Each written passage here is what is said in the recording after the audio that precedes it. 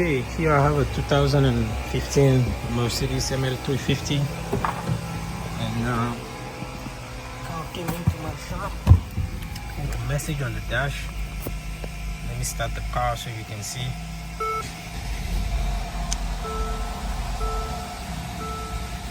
So there's a message on the dash that says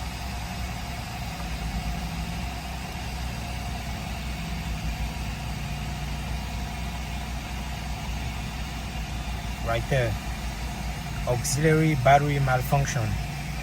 So every time you get that message, I'll show you what to do.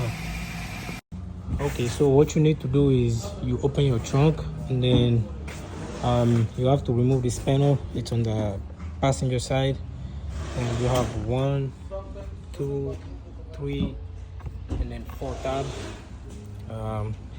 Well, before you do that though, make sure you come here underneath your seat on the passenger front side and disconnect the negative side of your battery. And then when you remove this, you will find your auxiliary battery. So here it is. Okay, so I have the old one out. This is the new one. This one was from the Mercedes dealer. It was about 200 bucks.